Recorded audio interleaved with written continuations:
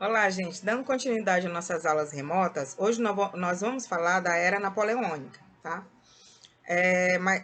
Mas antes da gente começar realmente a adentrar o assunto, é preciso que a gente conheça um pouco da vida de Napoleão Bonaparte. Só lembrando que a Era Napoleônica, ela se subdividiu em consulado, império e governo de 100 dias. Vamos falar um pouco da vida de Napoleão Bonaparte. Napoleão Bonaparte, ele nasceu em Ajaccio, na capital da Ilha da Córcega, na Itália. Era filho de Carlo Bonaparte e Maria Letícia Romolino. Teve 6 irmãos, entre eles Elisa, Carolina, Paulina, José, Jerome e Luiz Bonaparte. Em 1784, com 10 anos de idade, ingressou na Escola Real Militar de Paris, onde começou sua carreira. Aos 16 anos de idade, já era subtenente de artilharia. E em 1793, Napoleão teve uma grande oportunidade em Toulon. A cidade se rebelara contra o novo governo republicano do país. O comandante de artilharia foi ferido na batalha e Napoleão assumiu o comando. Ele derrotou os revoltosos, sendo nomeado general de brigada, com apenas 24 anos de idade. No dia 4 de outubro de 1795, Napoleão vence mais uma batalha na revolta dos partidários da monarquia. Em consequência, ele recebe nova patente e é nomeado comandante do exército francês. Nessa época, ele conhece Josefina de Beauharnais, viúva de um general guilhotinado na Revolução. E no dia 9 de março de 1796, realiza-se a cerimônia de casamento, no caso do casamento deles, né? 2 dias depois de casado, Napoleão partiu para a guerra na Itália, onde revela seu extraordinário gênio militar. Então ele casou com Josefina. Josefina, nessa época, ela tinha 33 anos, ele tinha 28 anos, né? E foi um amor, assim, à primeira vista com Josefina. Eles ficaram muito tempo juntos. E ele só se separou de Josefina muito tempo depois, mas contrariada, essa é uma outra história que a gente vai falar depois. Bem, quais foram os fatores que levaram Napoleão ao poder na França? Napoleão ele fez questão de construir uma imagem de um general que surgiu do povo. Embora não tendo origem popular, ele consegue criar este vínculo com seus soldados, porque ia à frente, sempre liderando as tropas francesas em suas principais batalhas. Napoleão conhecia os soldados pelo nome, né, e consegue uma forte liderança entre os seus soldados. Então, ele vai fazer um forte vínculo de amizade com os seus soldados aí. Ele também tem um apoio popular entre os camponeses e a população mais pobre. As tropas francesas lutaram muito na zona rural. Então, os camponeses viam Napoleão como seu protetor natural. E isso foi muito importante para que ele tivesse o apoio dos camponeses. Isso dava muita legitimidade a Napoleão. Outro fator que levou Napoleão ao poder na França. Bem, nas cidades, Napoleão era visto como oriundo do povo e alcançou muita popularidade com isso.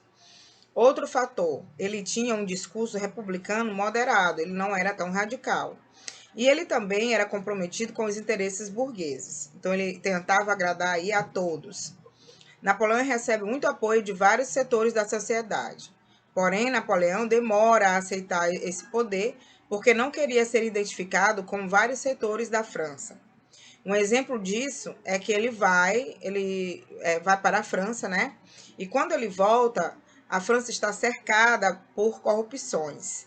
E ele estava fora. Então, isso não atinge diretamente Napoleão. Então, isso foi um fator muito importante para Napoleão, porque esses casos de corrupção não atingiram ele porque ele estava fora. Isso foi uma estratégia dele para chegar ao poder. Bom, então ele conduziu esse processo, ele foi galgando, né, esse poder muito simplesmente. E ele pensava o seguinte: bom, eu quero poder, mas eu quero um poder com as minhas próprias regras. Eu não quero um poder dado pelos girondinos. Eu quero um poder pelos meus próprios méritos. Então, ele estava alcançando aí esse poder não porque as pessoas estavam dando para ele, mas ele lutou para conseguir o poder realmente que ele queria e ele conseguiu. Bem, Antes dele adentrar o poder aí na França, ele participou, como eu falei, da Revolução Francesa. E no final da Revolução Francesa, eles estabeleceram o governo do diretório, que inclusive nesse diretório, que era diretores, ele estava no meio, né? Só que aí, nesse governo do diretório, um dia ele faz um discurso dizendo que a França ela precisava de uma pessoa forte no poder, que comandasse, que tirasse a França daquela bagunça que ela se encontrava. Então, para que ele pudesse chegar ao poder, ele pediu que as pessoas votassem para a deposição do diretório e que a partir dali assumisse um outro governo que não seria mais diretório, e sim consulado, né? Que eles iam estabelecer 3 cônsules para governar a França nessa época. Então, para acelerar essa votação, ele entra com os soldados na Assembleia, faz um discurso, né? E alguns tentam assassinar Napoleão, porque não gostaram das ideias dele de ser imperador. Então, o Napoleão vai ser retirado dessa Assembleia no diretório. Um dos soldados entra a cavalo e os representantes voltam sobre uma pressão militar para a deposição do diretório. Então, a partir daí, gente, teremos o quê? O golpe do 18 Brumário, que foi o quê? A deposição do diretório, e Napoleão vai assumir o poder aí através de um consulado. Então, Napoleão sobe ao poder através desse golpe militar. O diretório acaba e passa a ser consulado. São 3 cônsules que vão assumir: Pierre Roger Ducos, Emmanuel Joseph Sieyès e, claro, Napoleão Bonaparte. Só que rapidamente o Pierre e o Joseph eles vão criticar Napoleão, dizer que eles não concordam com as ideias de Napoleão, né? Porque Napoleão ele era muito autoritário. E aí eles brigam e Napoleão tira os 2. E ele vai colocar uns muito aí chegados a ele, que é Charles François Lebrun e Jean-Jacques Rez de Cambacérès. Então eles vão assumir junto com Napoleão aí o consulado. Mas quem manda mesmo é Napoleão, claro, né? Tanto é que ele vai se tornar o primeiro cônsul e os outros perdem o seu valor. Então começa aí a fase, né, do consulado. Bem, nesse consulado aí ele vai fazer várias medidas para tirar a França do buraco que ela estava. Primeiro, externamente ele consegue um acordo de paz com a Inglaterra, que nós vamos chamar de Paz de Amiens. O que é que a Paz de Amiens vai fazer esse tratado? Ele vai acabar com os conflitos da Revolução Francesa. Outra coisa que ele vai fazer no consulado é a concordata com a Igreja Católica, paz externa e interna. Napoleão procura o Papa para estabelecer uma concordata para a volta do catolicismo como religião oficial da França. Porque Napoleão ele diz o seguinte: Deus é uma ideia, se ele existe, nunca saberemos. A religião é uma necessidade porque é através dela que conseguimos controlar o povo. Então, ele usa a religião como uma instrumentalização, tá? Para controlar a população. E ele vai também, gente, acelerar a industrialização da França e vai rivalizar, no caso aí, com a Inglaterra. E a Inglaterra jamais deixará a França se industrializar para competir com ela. Então, ele vai fazer várias coisas aí no período consulado.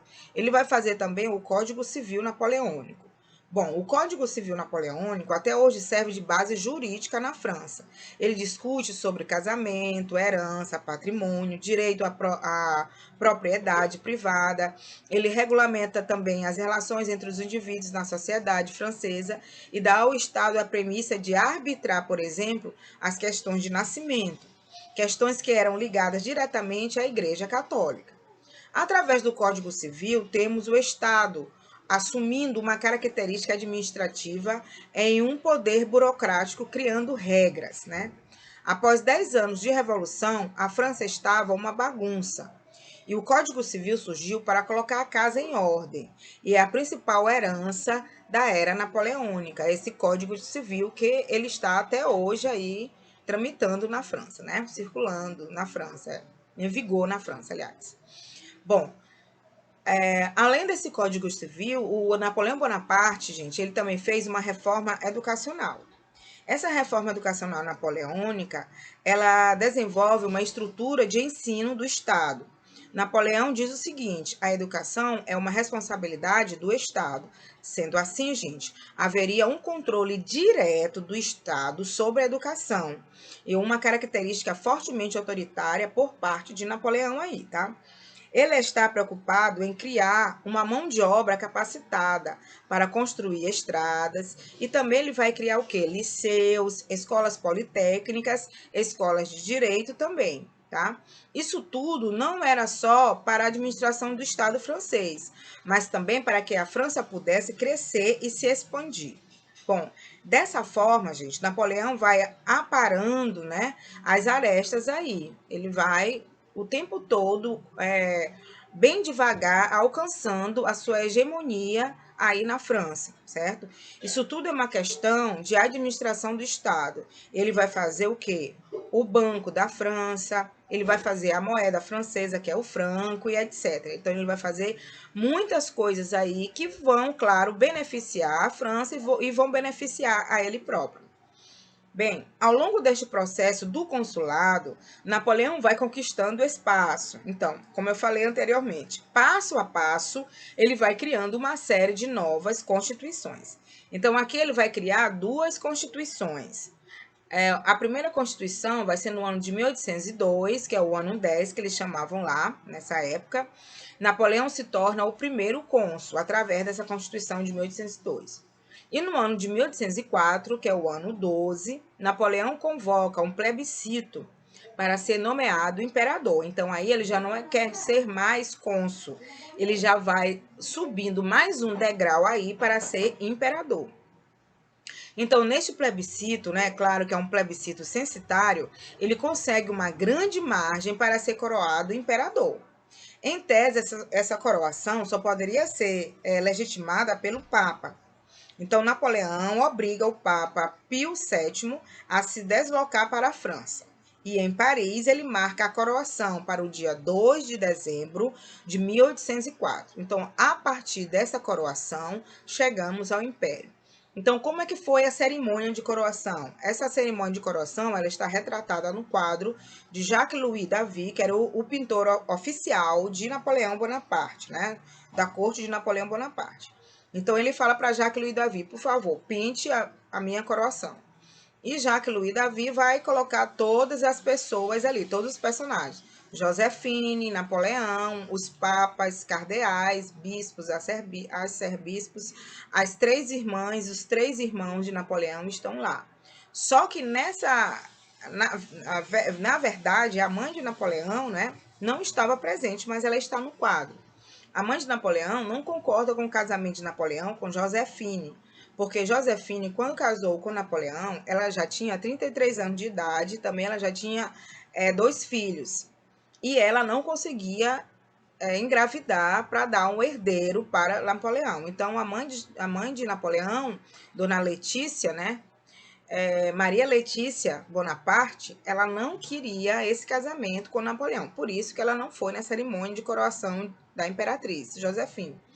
E Napoleão não ligou para isso que a mãe dele, no caso que a mãe dele não gostava de Josefine. O que importava é que ele amava Josefine. Então, Josefine vai ser coroada nesse dia aí. Primeiro, ele pega a coroa de folhas de louro, né, de ouro também, coloca ela em sua cabeça. E depois ele pega a coroa da mão do Papa e coloca na cabeça de Josefine, que estava ali ajoelhada à sua frente. Então, por que ele pegou a coroa da mão do Papa? Querendo dizer o seguinte, quem manda aqui na França é Napoleão. O Papa manda em Roma, mas aqui na França quem manda é Napoleão. Então, gente, ele vai quebrar essa tradição do Papa coroar o imperador. O imperador se ajoelha para o Papa. Não, agora Napoleão, como é o todo-poderoso, ele mesmo se coroar. Bom, então, quando ele diz assim, agora eu sou o imperador, a reação da Europa foi terrível, né? Então, a reação ao Império foi grande, gente. Em 1905, tem a formação da terceira coligação entre quem vai combater a França? Inglaterra, Áustria e Rússia. A Inglaterra temendo a industrialização da França, a Áustria temendo fronteiras e a Rússia temendo uma conquista de territórios enfrentam Napoleão. Então, as vitórias francesas em Ulm e Austerlitz não deram muita segurança a Napoleão, porque nesta terceira coligação, Napoleão tem uma derrota terrível, que foi na Batalha de Trafalgar. Uma derrota marítima, tá? Marítima, porque dificilmente a Inglaterra seria derrotada pelo mar. Seria impossível, gente, derrotar a Inglaterra. Então ele percebe um desequilíbrio de forças aí. Ele se garantia no continente, ou seja, na terra, né? Mas no mar, a Inglaterra era imbatível. Então, ele teve que tomar uma outra estratégia para vencer a Inglaterra. E que estratégia foi essa? Foi o Decreto de Berlim. Então, em 21 de novembro de 1806, Napoleão convoca uma nova estratégia. Aliás, coloca uma nova estratégia, que foi o Decreto de Berlim. Nesse Decreto de Berlim, ele vai decretar o bloqueio continental. Então, o bloqueio continental dizia o seguinte: qualquer um que fizesse comércio com a Inglaterra seria invadido. Qualquer navio que trouxesse mercadorias inglesas seria afundado. Então, ele queria estrangular economicamente, gente, a Inglaterra e colocar a França como sendo o país que substituiria a Inglaterra no mundo, tá? Bom, oficialmente o bloqueio continental está declarado em 21 de novembro de 1806, ok? Mas há um problema aí.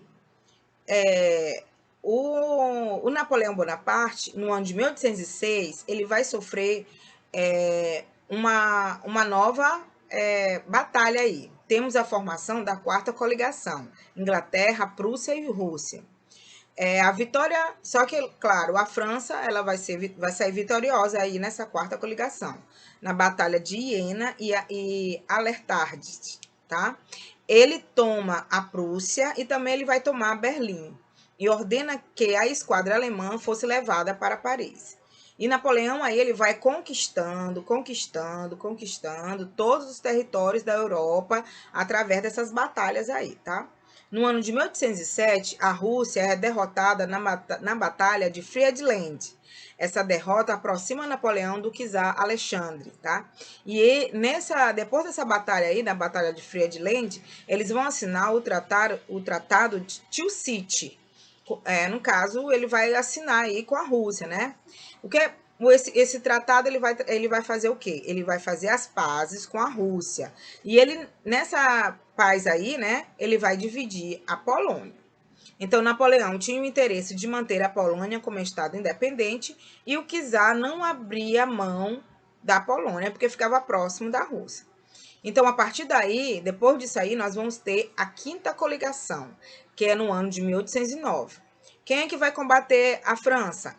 De novo, Inglaterra e Áustria. E eles vão contra a França aí com tudo. Só que aí, mais uma vez, a França vai sair vitoriosa, né? Ela vai vencer a Batalha de Wagram, na Áustria, e essa vitória praticamente consolida o poder continental de Napoleão Bonaparte. Então, ele vai assinar um tratado de paz com a Áustria em 14 de outubro de 1909. Esse tratado foi chamado de Tratado de Ischenbrunn, tá? Bom, para selar também a paz com a Áustria, além desse tratado, no ano de 1810, ele vai se casar com Maria Luísa da Áustria, uma Habsburgo. Maria Luísa, ela tem apenas 19 anos aí, e ela vai dar o herdeiro que tanto Napoleão Bonaparte queria, o Napoleão II, tá? Bom, Napoleão que chegou ao poder em 1799, né, muito aí galgando bem devagar, agora ele já era o todo-poderoso em 1710. E em 1710, ele praticamente tem um domínio todo sobre o continente, né? Sobre, no caso, aí, o território continental, que é ali a Europa toda. Então, Napoleão consolida o seu projeto de dominação da Europa, ou seja, gente, os territórios que ele não conseguia governar, ele dava aos seus aliados mais próximos e aos seus familiares. Como ele deu um trono para José, para Luís, né?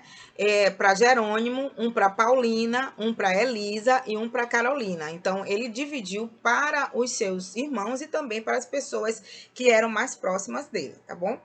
Bom, e aí um problema aí, com essa divisão desses poderes para a família, vai criando um processo de de espalhamento de sua família e de seus aliados nos tronos por toda a Europa. Isso vai desgastando a imagem de Napoleão. Por quê, gente? Porque vai haver guerras, porque as pessoas não vão aceitar um estrangeiro governando elas, tá bom? Principalmente o que aconteceu foi lá na Espanha. O José, né, Bonaparte era o governante da Espanha e houve uma guerra civil aí. Então, tudo isso aí já vai gerando um desgaste da figura de Napoleão Bonaparte. Bem, quais foram as consequências do bloqueio continental? Bom, a economia francesa, o que é que ele queria? No caso, a economia francesa, ela não deu certo aí nesse bloqueio. Por quê? Porque no início do século XIX, a economia francesa ainda era essencialmente agrícola. Eles não estavam industrializados para ele decretar esse bloqueio continental. Bom, os objetivos do bloqueio, primeiramente, era isolar a Inglaterra e reduzir sua capacidade de investimento militar. Segundo, colocar a França num papel de potência industrial continental. Terceiro, estimular o desenvolvimento industrial francês, né? E diminuir a concorrência com os ingleses. Quarto, garantir à França o papel de potência hegemônica continental, militar e também economicamente, tá? Quinto, instituir um mercado comum ao Império Francês, como a política de tarifas comuns. E sexto, após o enfraquecimento da marinha inglesa, dar início a um processo de conquistas coloniais. Isso tudo eram projetos definidos por Napoleão. Então, essas conquistas de Napoleão, gente, eram todas planejadas. Mas aí a gente vai ver que ao longo aí desse processo, não vai dar certo, porque a imagem dele vai estar desgastada, porque a França não era industrializada para ficar no lugar da Inglaterra, e por aí vai, tá bom? Quais são os problemas que esse bloqueio continental vai dar à França? A indústria francesa, gente, não tinha capacidade de ocupar o papel econômico da Inglaterra. Eu vou já explicar por quê. O bloqueio também, ele causou um processo de desabastecimento e inflação no mercado europeu. E outra coisa, a crise econômica decorrente do bloqueio continental, ela catalisou as oposições do Império Francês, tá? Então, aí agora a gente vai realmente falar dos problemas do bloqueio continental. Então, para um contexto da época, era um projeto quase que perfeito. O problema é que a França não tinha uma capacidade de ocupar o lugar, tá, da Inglaterra.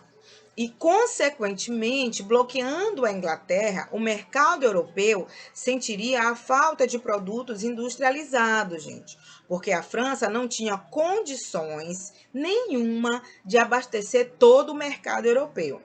E isso, consequentemente, vai causar uma crise econômica, vai causar uma escassez de produtos industrializados, vai causar também uma enorme inflação aí nesses países. Então, o bloqueio continental, ele levou o desabastecimento do mercado europeu, o que vai gerar uma crise econômica decorrente desse bloqueio. E também iniciou a crise do Império Napoleônico, como eu havia falado.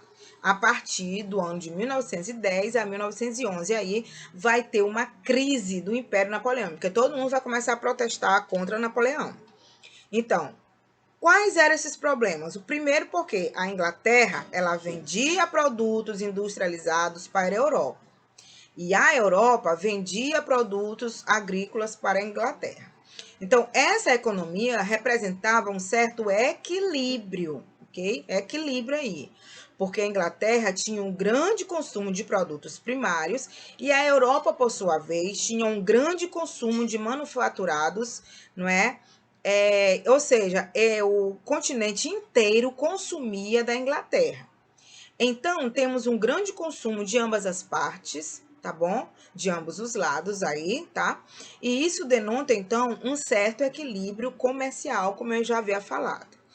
Então, tem equilíbrio aí, porque a Inglaterra, ela compra produtos primários da Europa. A Europa vende esses produtos primários para a Inglaterra e ela vai devolver o quê? Produtos para toda a Inglaterra. Então, aí vai ter o equilíbrio. Quando a Inglaterra sai e entra a França, o que é que vai acontecer? Já a França aí, ela não era o quê? Industrializada e não tinha condições nenhuma de abastecer o resto dos países. Então, isso levou ao desequilíbrio e, concomitantemente, à desobediência de alguns países aí desse bloqueio continental. Porque alguns países, gente, eles realmente faziam comércio com a Inglaterra. Inclusive Portugal. Portugal era amicíssimo da Inglaterra há muitos séculos. Eles faziam comércios aí há muito tempo. E quando esses países começam a desobedecer esse bloqueio continental, Napoleão Bonaparte vai começar a invadir esses países. Ele vai invadir Portugal, mas quando eles chegam lá em Portugal, a família real, olha, já tinha escapado para cá, para o Brasil, e surge aí a expressão haver navios, porque quando os franceses chegaram lá, eles só viram os navios portugueses vindo para a América, entendeu? Mas aí Napoleão, a Rússia, ela vai simplesmente desobedecer o Napoleão, né? E também não vai mais obedecer esse bloqueio continental e aí vai gerar uma briga entre eles dois. Bom, e com relação aos problemas também desse bloqueio continental, vai surgir o quê? O avanço liberal, né? De 1804 a 1809, vai ter uma expansão dos ideais liberais nos territórios conquistados pela França, e a imagem de Napoleão, de libertador da Europa, ele vai cair. Agora vai surgir um sentimento anti-francês nesse ano de 1810 a 1815. Anti-francês por quê? Porque de libertador ele vai se transformar em invasor. Invasor por quê? Porque ele vai começar a colocar a família dele em vários países aí, né, colocando como reis e rainhas. Entendeu? Então ele vai ser invasor desses países, porque ele realmente vai lutar, vai conquistar e vai invadir esses territórios. Então aí surge um crescimento xenofóbico aos franceses. Tudo de ruim era dos franceses. Tudo que não prestava era dos franceses. Então vai ocorrer aí uma discriminação com relação ao povo francês. Vai acontecer também o quê? O agravamento das guerrilhas contra a presença francesa na Espanha, como eu falei, era José Bonaparte que estava ali na Espanha, então vão começar a ocorrer muitas guerrilhas aí contra esse governo de José Bonaparte. E vai acontecer aí também o fracasso da aliança entre França e Áustria. Eles se deram em casamento, né, Napoleão com a filha, para que eles herdassem o trono, para que ficasse em paz, mas isso aí não ocorreu, porque vai acontecer a quinta coligação e quem vai lutar contra a França é a Áustria, certo? E também teve aí, como eu falei, a questão portuguesa e as guerras peninsulares aí, tá? Então, e o que é que vai acontecer no ano de 1812? Napoleão vai invadir a Rússia. Por quê? Porque ele vai chegando lá de uma forma diplomática, ele vai lá na Rússia e conversa com o czar, para que ele não atraque, não é, navios ingleses no porto lá da Rússia. E o czar Alexandre vai dizer o seguinte para ele: olha, não dá isso aí não dá, porque eu preciso fazer comércio com os ingleses. E aí Napoleão disse para ele: bom, se você continuar com esse comércio com os ingleses, eu vou invadir a Rússia. E o Alexandre disse para ele: eu não sei não se você vai conseguir aqui me invadir e vencer, sabe por quê? Porque eu tô sabendo que você está participando aí de uma guerra lá na Espanha, que seu irmão José tá lá e vocês estão em guerra lá, uma guerra civil. Você não vai conseguir conquistar a Rússia, não. Aí, o que é que vai acontecer? Ele vai dizer: ah, é? Então tá bom, você verá. Então ele vai se aproximando da Rússia nesses anos de 1813 até 1814. Claro que ele vai no verão, né, em junho, ele vai adentrando, né, na Rússia aos poucos. Mas quando chega em dezembro, o que é que está acontecendo? Já está no frio, já está no inverno, né? Então, o czar Alexandre, ele vai aplicar a tática da terra arrasada. Ele vai simplesmente colocar fogo em plantações e em casas, tirar todas as pessoas dali, vão envenenar, colocar veneno, né, na água e por aí vai. E aí, quando o Napoleão Bonaparte chega em Moscou, ele vê que está tudo limpo, né? Até algumas lareiras ainda estavam acesas. Então ele pensa assim: bom, eu venci a guerra, ele fugiu, se escondeu de mim, eu vou ficar aqui em Moscou. Só que aí eles botam os cavalos para beber água, alguns soldados também vão beber água e vão começar a morrer. E outra coisa que tinha lá em Moscou, algumas bombas estavam enterradas. Então essas bombas começam a explodir. Era uma armadilha para Napoleão Bonaparte, né? Essas bombas começam a explodir e eles vão ter que sair dali urgentemente, se deslocar para lá. Então ele vai para a Rússia, gente, com 700 mil soldados, tá? E quando ele volta da Rússia derrotado, porque ele perdeu a batalha de Leipzig, né? Então ele volta para a Rússia derrotado, cabisbaixo, com 79 somente, né? Com 79 mil soldados, e ele volta para a França arrasado. E a consequência dessa perda, né, na Rússia é que ele vai assinar o Tratado de Fontainebleau. Nesse tratado de Fontainebleau, Napoleão ele reconhece que abdica do trono, mas não abdica do título de imperador. Mantém o seu título imperial e ganha uma concessão, como concessão, né, uma pensão aí de 2 milhões de francos por ano. E ganha também a permissão de uma guarda pessoal de 1.200 soldados. Então, essa formalização do Tratado de Fontainebleau ocorre em 11 de novembro de 1814. Então, ele vai para o exílio na ilha de Elba, que é uma ilhazinha bem pequenininha, ali perto da Itália e um pouco distante da França, não muito, né? Era um pouco próximo ali da França, e eles achavam que seria muito fácil policiar para que Napoleão não escapasse, né? Só que não, a gente vai ver que isso não vai ser possível porque ele vai escapar. Bem, e aí como é que ficou a França depois do exílio de Napoleão? Houve a restauração da dinastia Bourbon com a coroação de Luís XVIII, né? O governo de Luís XVIII foi desastroso, ninguém gostava dele. Do ponto de vista político, gente, houve a sensação de fracasso desse governo, foi total. A população francesa começa a pedir a volta de Napoleão, começam a ter partidos napoleônicos, né, pedindo realmente a volta de Napoleão, porque ninguém estava mais aguentando o governo de Luís XVIII. Então, a partir daí, algumas pessoas tentam restaurar a era napoleônica. E Napoleão, no exílio, espera pacientemente o momento de voltar para a França. Em 30 de maio de 1814, ocorre o Tratado de Paris. E quem é que vai fazer esse Tratado de Paris? É Charles Maurice de Talleyrand. Talleyrand ele consegue uma manobra importantíssima que formaliza as fronteiras da França após o exílio de Napoleão. Só que aí houve realmente uma pressão muito grande, né, pela volta de Napoleão mesmo, né? Houve uma pressão muito grande pela volta de Napoleão.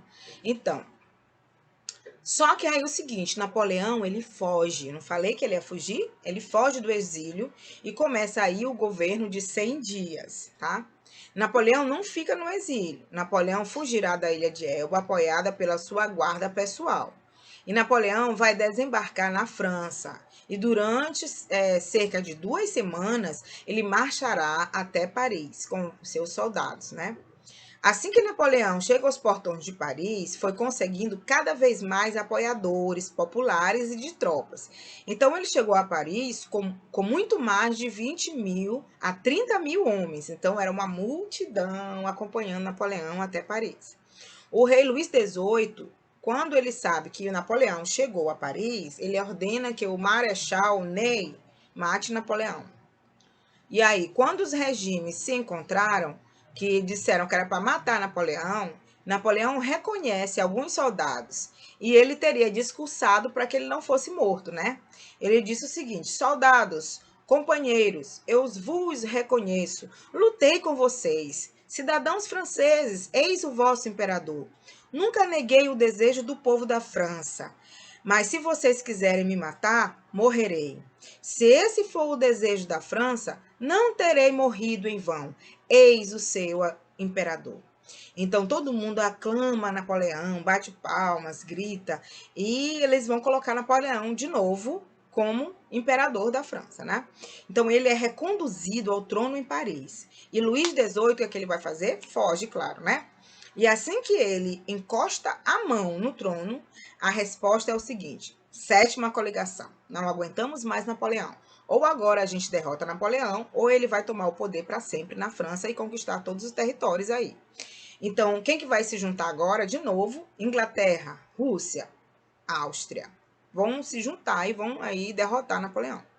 Napoleão vai guerrear bastante, aí lutar contra a Inglaterra, a Rússia, a Prússia, a Áustria, e ele vai perder na Batalha de Waterloo. Bom, Napoleão, né, depois dessa batalha, ele já apresentava um desgaste nítido da sua saúde, porque ele tinha muitas dores no estômago, muito. Tanto é que tem algumas imagens da época, né, do Jacques Louis David pintando Napoleão, ele sempre com a mão aqui dentro. Não se sabe se isso aí era um charme de Napoleão ou porque realmente ele queria mostrar que ele sofria de gastrite, né, que depois se transformou aí numa úlcera, tá? E também porque ele tinha uma vida muito estressada, né? Então, Napoleão ele é derrotado e mais uma vez ele vai ser exilado. Só que esse exílio não vai ser mais agora nem próximo da Itália, nem próximo da França. Esse exílio vai acontecer na ilha de Santa Helena, uma ilha vulcânica, no meio do Oceano Atlântico, muito distante da França. Ele vai ter uma casa só para ele aí, tá? Que ele vai ficar nessa casa até morrer, né? E aí ele vai morrer de câncer no estômago. O seu corpo ficará na ilha de Santa Helena até 1840. E depois será transportado para Paris e será enterrado na Catedral de Saint-Louis des Invalides, ou seja, na Catedral de São Luís dos Inválidos, ou também conhecida como Igreja do Dôme, tá?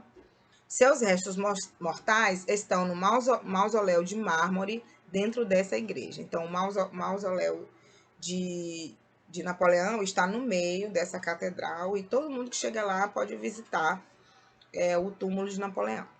Gente, então esse aqui foi um breve resumo, tá? Da era napoleônica. Espero que vocês tenham entendido alguma coisa, tá? Qualquer dúvida, me chame lá no Zap e até a próxima. Tchau!